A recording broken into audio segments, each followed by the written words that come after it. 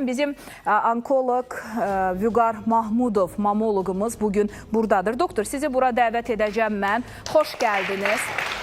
Süd vəzində problemi olan qadınlar mütləq ona yaxınlaşırlar. Onun gözü nələr görüb? Mən bir daha demək istəyirəm. Hər həftənin 3-cü, 6-cı günü Bulvar Medical Center'da olur. Bizim Vüqar Mahmudov. Əlaqə nömrələrini görürsünüz. Ulduz 5225'e yığın əziz xanımlar. Gedin və Vüqar doktor sizi müayinə etsin, müalicə etsin. Lazım olarsa cərrahi əməliyyat etsin və həyata dönüş nöqtəsini onunla birlikdə yaşayın. Çünki o illərin savadlı həkimidir. Siz özünüzsünüz. Birinci həkim özünüzsünüz. Duş qəbul eləyəndə və yaxud da güzgü qabağında sinənizi əllə yoxlayın. Əgər əlinizə gələn hansı bir törəmə olarsa, gilədən qanın axıntı müşahidə olunarsa və dərinizdə hər hansı bir hissəsində içəri çəkilmə, dartılma müşahidə olunarsa, biz buna meydança simptomu deyirik.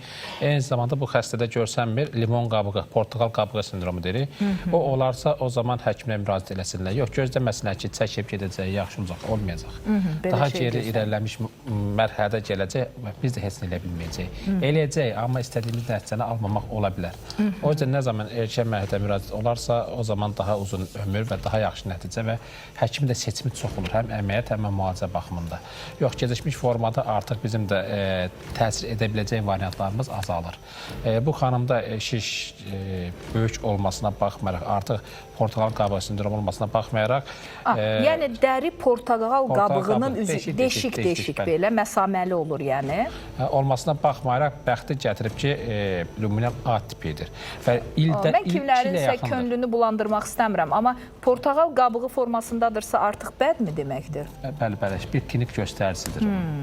Bu xanımda müsbət tərəfi odur ki, 2 ilə yaxındır bu şişlə gəzir.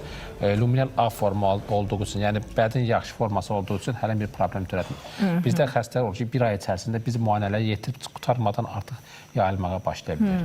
Metastaz verə bilir. Zaten demək istəyir, məsuliyyətli olsalar, öz orqanlarına qarşı, bədənlərinə qarşı, öz məsuliyyətli olsalar, o zaman problemlər tez bir zamanda həll ola bilər. Aydındır, doktor. Bir sualım da var. Bədin yaxşısı dediniz. Bədin yaxşısını müalicə etmək mümkündürmü? Yoxsa bəddirsə artıq əməliyyat və onu götürmək lazımdır? Yox, müalicə etmək olur.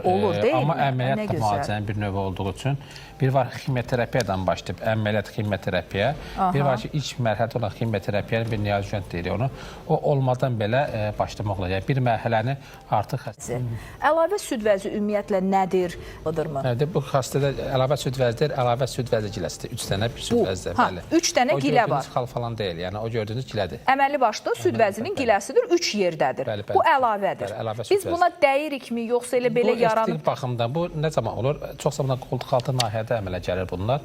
Süd vəzi yerinə qoltuq altına olur. Biz buna 3-cü rudimet məmə deyirik biz. 3-cü və yaxud da 4 dənə də ola bilər hər qoltuq altında. Hamiləlik dövründə, bir də süd vermə dövründə bu özü böyüyür, müəyyən bir ölçüləri çatır. O dövr bitdikdən sonra isə əvvəlki vəziyyətinə qayıtmır, sağlıq vəziyyətdə qalır. Bu da estetik baxımından problem törədə bilir.